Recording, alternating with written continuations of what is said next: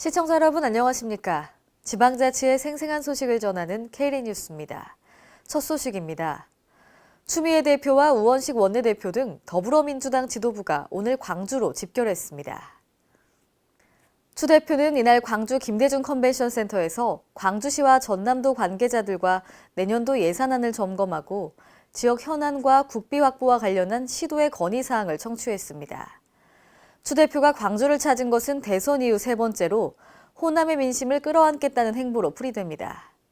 특히 최근 국민의당에서 호남 SOC 예산 홀대론으로 민주당의 공세를 편 점을 의식해 광주시와 예산정책 협의회를 열면서 호남 예산을 확실하게 챙기겠다는 의지를 부각시켰습니다.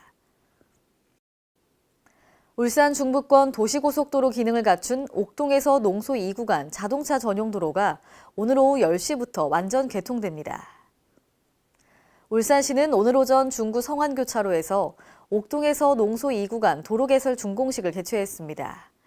이번 도로 개설은 총 4,333억 원의 사업비가 투입된 울산시 최대 규모의 건설 사업 중 하나로서 길이 16.9km, 폭 20m의 4차선 도로를 2개 구간으로 나눠 추진됐습니다. 이 중 2구간인 중구 성안동에서 북구 중산동 8.9km 도로가 지난 2010년 6월 착공돼 이번에 개통한 것입니다. 고속도로 및 국도를 제외한 울산시의 네 번째 자동차 전용 도로인 이 도로는 지난 22일 개통한 오토밸리로와 공사 중인 신설국도 7호선과 연결돼 울산시의 새로운 대동맥이 될 전망입니다. 경기도 화성 동탄 신도시와 서울 강남을 오가는 2층 광역버스가 내일부터 운행을 시작합니다. 경기도와 화성시는 오늘 오전 동탄 1 신도시 월드반도 정류소에서 2층 버스 개통식을 열었습니다. 동탄 신도시에 도입한 2층 버스는 모두 2대로 4,403번 노선, 6,002번 노선 등 2개 노선에 한 대씩입니다. 4,403번 노선은 동탄 1 신도시를 출발해 동탄 IC에서 양재 IC를 거쳐 강남역까지 편도 41km를 운행합니다. 또 6,002번 노선은 동탄 2 신도시를 출발해 기흥 IC 신논현을 거쳐 강남역까지 편도 38.4km를 운행합니다. 차량은 모두 70명의 승객을 태울 수 있으며 천장 비상탈출구, 긴급 제동장치 등의 장치를 갖추고 있습니다.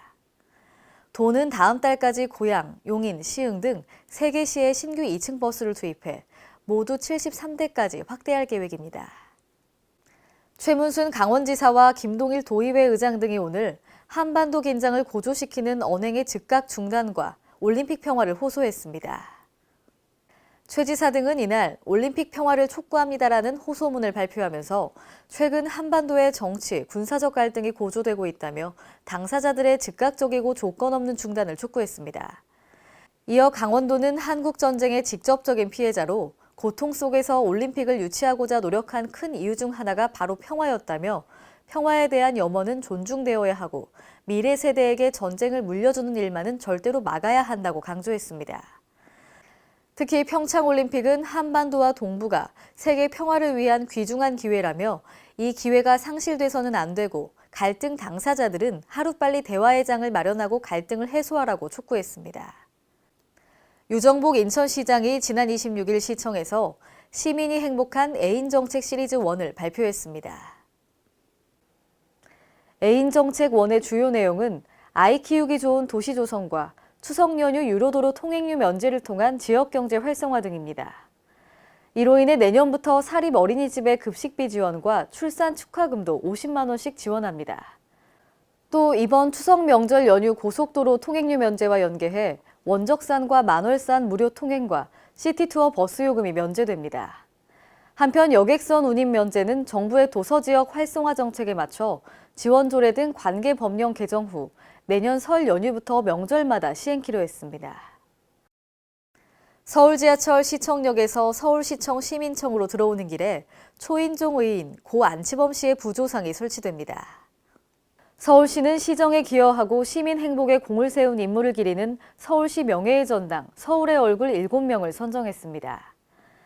이들은 지하철 1호선 시청역 연결통로 벽면에 부조상으로 설치되고 지난 26일 시민청에서는 명예의 전당 헌액식과 제막식을 연이어 개최했습니다.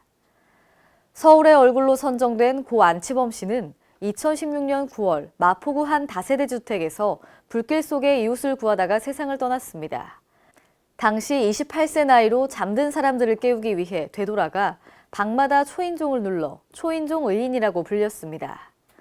한편 서울시는 매년 10명 안팎을 명예의 전당 서울의 얼굴에 헌액하며 올해로 2번째로 개최됐습니다. 이상으로 K랜 뉴스를 마칩니다. 시청해주신 여러분 고맙습니다.